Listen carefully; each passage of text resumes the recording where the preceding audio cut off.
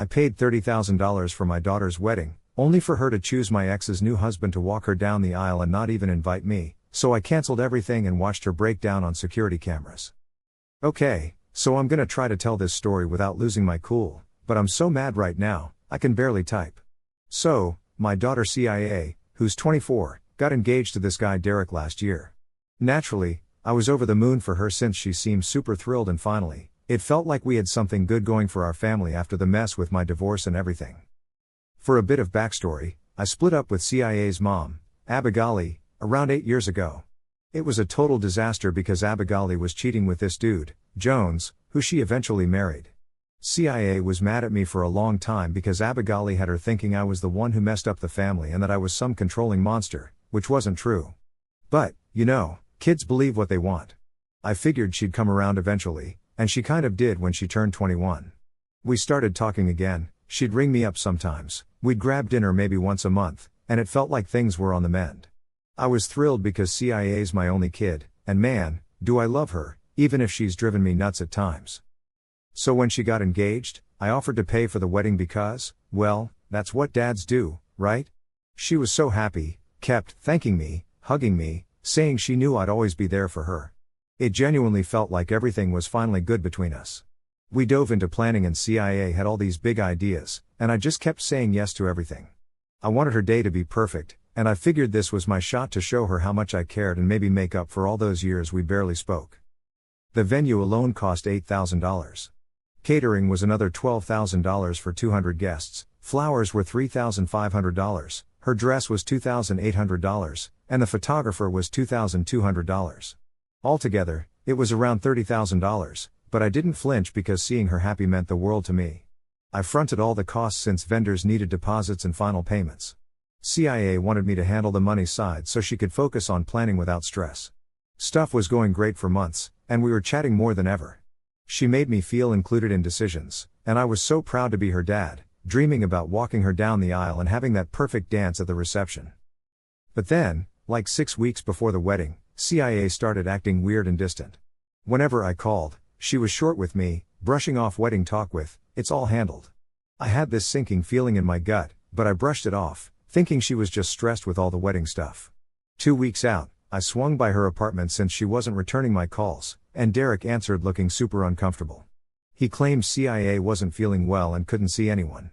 I knew something was off but didn't want to make a scene, so I left. The next day, CIA called with this cold, formal vibe, and my heart sank knowing something was wrong. She said she and Derek decided they wanted a smaller, more intimate wedding with close family only. I was like, sure, we can cut down the guest list. But she went on to say her mom and Jones had been more involved in her life lately, and she wanted Jones to walk her down the aisle instead of me since he'd been like a father to her for the past 8 years. I felt like I'd been punched. I tried to reason with her, remind her how I'd paid for everything, and couldn't believe she'd replace me with the guy who ruined our family. We ended up in a shouting match, her saying money doesn't make someone a dad, and accusing me of abandoning her when she needed me. I tried to explain how her mom made it impossible to be there for her, but she wasn't having it. It felt like all the work we'd done to rebuild our relationship meant nothing to her. Eventually, she said I was just a checkbook to her and insisted Jones would be taking on all the fatherly roles at the wedding. If I didn't like it, I didn't have to come. So I told her maybe I wouldn't, and she said good, she didn't want me there anyway, then hung up on me. I was shattered, expecting her to call and patch things up, but that call never came. Instead, Derek rang me up, saying CIA didn't want any drama on her day and confirmed Jones would be doing everything I was meant to do. Derek admitted CIA knew all about the money I put down, saying it could be my wedding gift to them. I was so mad, I just hung up. That whole night, I couldn't sleep, my mind racing, trying to figure out what went wrong and why CIA seemed to hate me so much after all this. I'm thrilled to be a part of her big day, so you can imagine how hurt I was when she just tossed me aside like I didn't matter. My anger kept building until I found myself pacing around my living room at 3 a.m., fuming. The next morning, I reached out to my lawyer to see if there was any way to get my money back. Unfortunately, he said since it was a gift with no strings attached, it was unlikely. Still, he suggested I contact the vendors to see if any would offer a refund, given the wedding was still 2 weeks away. I made the calls, and while most vendors said they couldn't refund me due to preparations already underway, a few were open to discussing possibilities. This gave me the idea that maybe I didn't have to just accept what was happening. I spent the next few days brooding over CIA calling me just a checkbook and declaring that Jones was more of a father to her. She was planning to take my $30,000 and not even invite me to the wedding. I decided I couldn't let her treat me like that. So, I called the vendors back, and instead of asking for refunds, I canceled everything. Most of them panicked since the wedding was only 10 days away, but I insisted, showing them receipts with my name. Although the venue was the toughest to deal with because they had arrangements in place, I threatened to sue if they didn't cancel. They eventually agreed but kept half my deposit, which I accepted just to have it canceled. The caterer was understanding and hadn't ordered food yet, so they canceled without penalty. The florist and photographer also agreed to cancel but kept the deposits. By the end, I'd canceled everything, losing about $8,000 in deposits, but I was too angry to care. I wanted Sia to feel the consequences of her actions. I didn't tell CIA what I'd done, hoping she'd find out on her wedding day. Sounds harsh, but I wanted her to understand that you can't just treat people poorly and expect them to keep giving. In the week leading up to the wedding, I struggled with whether I should call and explain or if I was making a mistake. Every time I considered reaching out, I'd remember her hurtful words, reigniting my anger and pushing me to stick to my decision. 3 days before the wedding, Jessica, a friend of Sia's, called me. She said Sia was stressed and had been asking about me. When I told Jessica about Sia's hurtful comments and how I wasn't invited, she seemed surprised and mentioned that Sia never said that to others. For a second, I wondered if Derek had misled me or if there was a misunderstanding. But recalling my confrontation with CIA and her words about me being just a checkbook solidified that there was no mistake, she made her choice. The day before the wedding, I was a wreck, constantly checking my phone.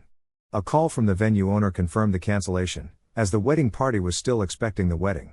I assured him everything was cancelled and suggested he contact Sia directly. Eventually, CIA called me, crying and asking why I cancelled everything. I calmly explained my reasons, recalling how I wasn't invited. She called it a misunderstanding, saying I was needed there, but I remained firm. Despite her apologies and pleas, I told her it was too late, reminding her actions have consequences. I spent that night ignoring her frantic calls and voicemails. The next morning, I woke up with mixed emotions, questioning my decision. But remembering her words about me being just a checkbook, I felt justified. Around noon, curiosity got the better of me, and I asked the venue owner for a live feed of the situation. Watching it unfold was surreal. Guests arriving to confusion at an empty venue was a strange mix of satisfaction and guilt. CIA showed up, visibly distressed, and all I could do was watch, knowing I'd been the cause. So, there I was, watching Sierra running around like a headless chicken, trying to salvage what was left of her wedding day.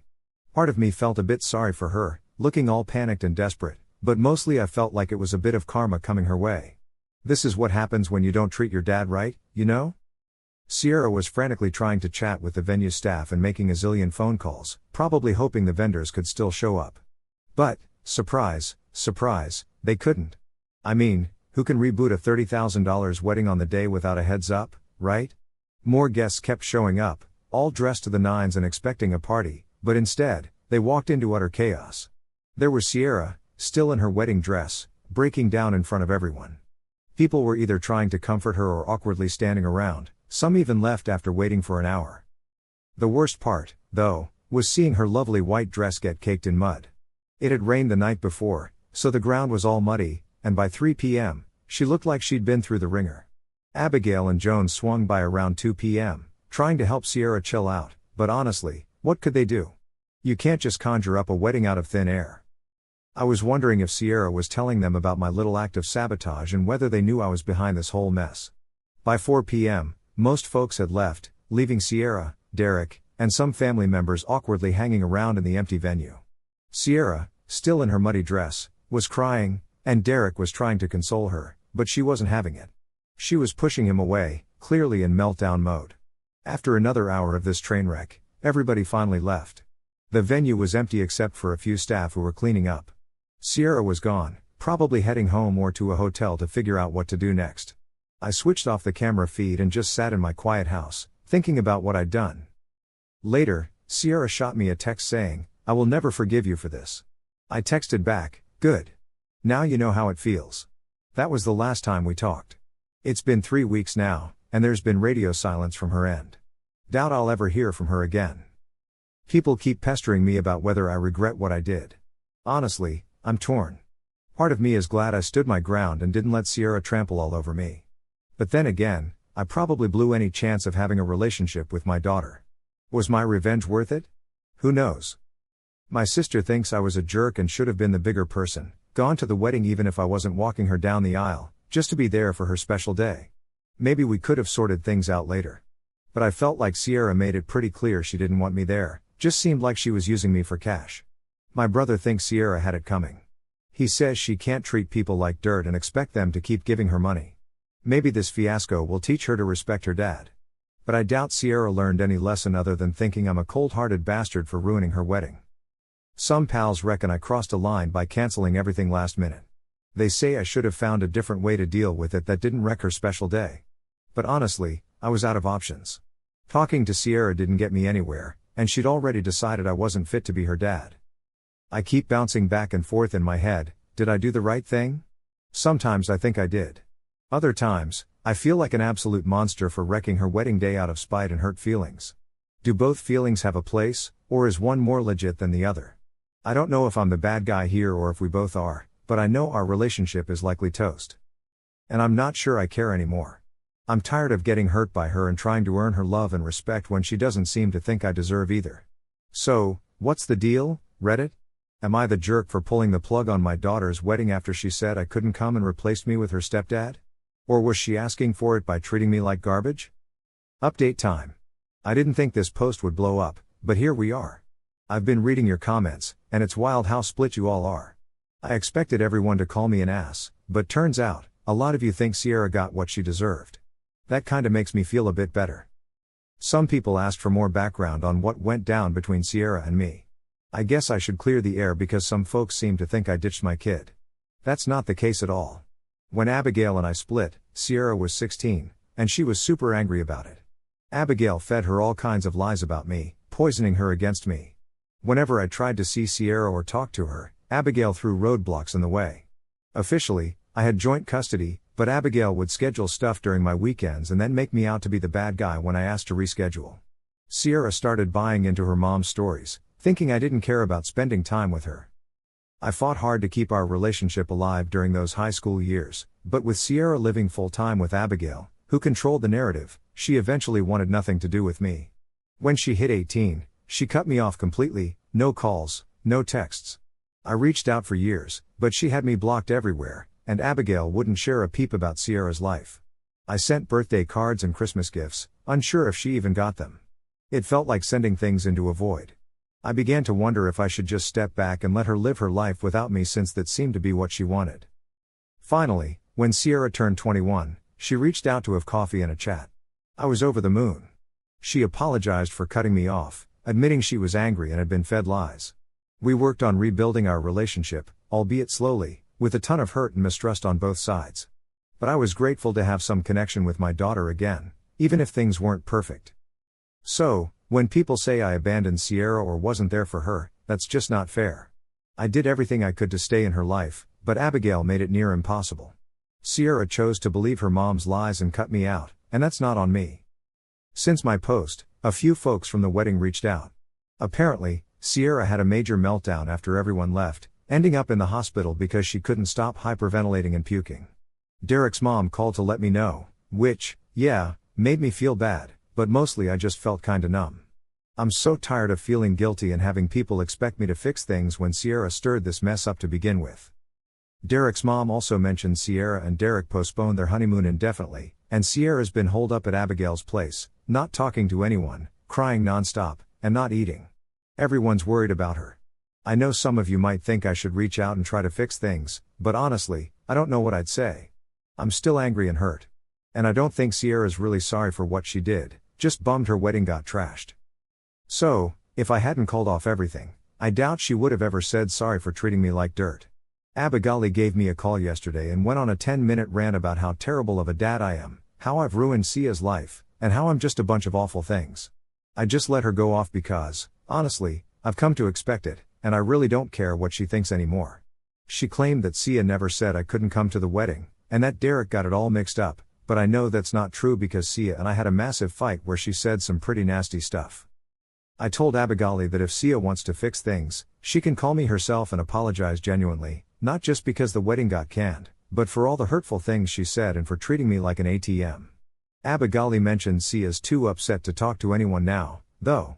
Honestly, I doubt Sia and I will ever patch things up, and maybe that's a good thing because I'm just tired of getting hurt, treading carefully around her, and trying to win her affection when it's clear she doesn't think I deserve it. Some of you asked if I'd make the same decision again, and my answer is yeah, definitely. Sia needed to learn that you can't treat people like crap and expect them to just keep funding and supporting you. Hopefully, this will make her think twice before she lashes out at those who care about her. Canceling the wedding was intense, but Sia's behavior was, too. I don't think it's wrong to stand up for yourself, even if the person hurting you is your daughter. Update 2. So, things have gotten even wilder since last time, and I can't tell if I should laugh or cry because it's all just so absurd. Anyway, last week, Derek showed up at my place out of the blue. I almost didn't answer, thinking he was there to yell about his wrecked wedding. But when I opened the door, he looked terrible, like he hadn't slept in forever and was running on caffeine and stress. Derek said he needed to talk about stuff I supposedly didn't know about before the wedding. I almost told him to leave, but I was curious, so I let him in, made some coffee, and listened. Turns out, Derek's been digging around since the wedding fiasco. He found out that Abigaili and Jones were pushing Sia for months to exclude me from the wedding, and Sia felt stuck. Derek said Abigaili kept feeding Sia lies that I'd abandoned her as a kid, only came back when it was convenient, and that I was trying to buy her love. Jones even suggested he should walk Sia down the aisle instead of me, claiming he'd been more of a father. Sia was torn because she wanted me there but didn't want to upset Abigaili and Jones, who were pressuring her hard. Derek also mentioned that when Sia said I was just a bank and that Jones was more of a dad, she was just echoing Abigaili's nonsense. Sia was confused and acting out because she felt trapped. I asked Derek why he's sharing this now, and he said after the wedding mess, Sia had a meltdown and admitted she never wanted me out of the wedding but felt forced to pick sides. Derek said Sia's been a wreck since, blaming herself and regretting listening to Abigaili and Jones. Part of me felt justified hearing this, but mostly, I felt drained and sad. It confirmed Abigaili's still trying to turn Sia against me and that Sia's still letting her mom control her. Derek said Sia wants to reach out, but she's too ashamed and doesn't know how to apologize. I told Derek I don't hate Sia, but I'm still very hurt, and I'm unsure if we can fix things. Derek hopes I'll give Sia another chance because she's genuinely sorry and loves me. Derek also mentioned that his marriage with Sia is rocky because she's so depressed and guilt-ridden, and she can't even function normally. They skipped their honeymoon and are sleeping in separate rooms because Sia can't handle being comforted, wanting to just wallow instead. Derek's worried about her hurting herself if she doesn't get better soon. After Derek left, I just sat there for hours, thinking over everything he told me, trying to process it all and decide if it changed anything. I kept thinking about Sia being so down and possibly suicidal. Even though I'm still upset, I don't want her to come to any harm. She's still my daughter, and I love her despite everything. 2 days after Derek's visit, I got a call from Jessica, Sia's friend. She said Sia wanted her to reach out because she was too scared to call. Jessica said Sia's sorry, loves me, and knows she messed up big time. Sia hopes maybe one day I'll forgive her and that she misses me. I told Jessica that I appreciate Sia reaching out, but if she really means it, she has to call me herself, talk about what happened, and commit to making sure it doesn't happen again. Jessica said she'd let Sia know what I said, and we left it at that. I'm still waiting for Sia to call, but who knows if she will. In the meantime, Abigaili still rings me every few days to rant about how I'm ruining Sia's life and need to fix things, calling me cruel and vindictive, the usual stuff. I finally told her that if she hadn't spent the last 8 years poisoning Sia against me, none of this would have happened, and she's as much to blame for the mess. Abigaili denied messing with Sia, saying Sia made her own choices and that I'm just trying to dodge responsibility for my actions. But I know what Derek filled me in on, and it's clear Abigaili's talking nonsense. I also told her if she really cared about Sia, she'd stop meddling and let Sia and I sort things out without her interference. But she insists on protecting Sia from me because I'm supposedly toxic. This whole thing's just... wow, where do I even start with all this chaos? I'm so over the drama and all the manipulation going on. Abigaili's been using CIA as some sort of weapon against me, and I'm fed up with CIA letting her mom control every aspect of her life. I seriously have no clue if Sia and I can ever be close again because of all the hurt on both sides. I mean, can we really move past all this and trust each other? Finding out that CIA was manipulated by Abigaili and Jones kind of made me less mad, but still, CIA chose to go along with them instead of fighting for us, and that's been hard to swallow. No idea what's next, and I'm not expecting CIA to suddenly call and have a real talk about this mess. I'm moving on because I've spent too long waiting for CIA to want me in her life. So here's the update, Reddit. I think this is the last time I'll go on about this drama because I need to move on and stop obsessing over CIA and her issues. CIA finally called 2 weeks ago, and we had the awkward, painful talk that everyone was pushing for. It was just as bad as I thought, and I'm not sure it did anything other than make us both cry. CIA apologized and admitted she let herself get manipulated and should have fought for our relationship. She regretted the hurtful things she said and claimed she never actually wanted to exclude me from the wedding. She tried to keep everyone happy but ended up making bad choices out of fear and confusion. I listened and could see she was genuinely sorry, but it feels too late, you know? The damage is done, and I'm not sure I can trust her again. I told CIA I appreciated the apology, but I'm still hurt and angry, and it's going to take time to heal. I'm not ready to just pretend everything's okay and go back to how things were. She was begging for another chance, saying she'd do anything to make it right and that she missed me. We talked for almost 2 hours, said and cried a lot, and by the end, I felt drained. Not sure if we resolved anything or just opened old wounds. CIA wants to start over, but I told her I need time to think and can't promise anything about where our relationship might go. Since then, Sia's been texting and sending pics of stuff that reminds her of me, trying hard to reconnect. But it feels forced, and I'm keeping my responses short and polite, not starting any chats myself. I don't want to give false hope if I'm not ready to forgive. Derek's been updating me about CIA, too. She's seeing a therapist, taking meds for depression, and setting boundaries with Abigail and Jones. Apparently, she confronted her mom, and they had a huge fight, and they haven't spoken since. Derek and CIA are doing better in their marriage and planning a small ceremony to make up for the wedding disaster. Derek asked if I'd come if invited, but I said it depends on my comfort level with CIA and the situation with Abigail and Jones. Honestly, I'm conflicted. I miss and love CIA, but I'm scared of getting hurt again and worried she might let Abigail manipulate her in the future. Maybe I'm cynical, but it's a cycle I've seen too many times. Right now, CIA and I are talking but not close, and it's awkward. I'm seeing a therapist too because all this has messed with my head. I'm trying to figure out what I want for my future instead of dwelling on the past. So, that's it. CIA and I are talking, but we're not really okay, and I don't know if we ever will be. I'm weighing whether it's worth trying to rebuild something that's been broken so often. Some might say I should give CIA another chance and forgive her to move forward, while others think I should cut my losses and go no contact. Both sides make sense, and I'm still deciding what to do. What I do know is that I'm done letting other people's drama control my life. I'm done tiptoeing around to keep everyone happy and sacrificing my well-being for those who don't appreciate or respect me.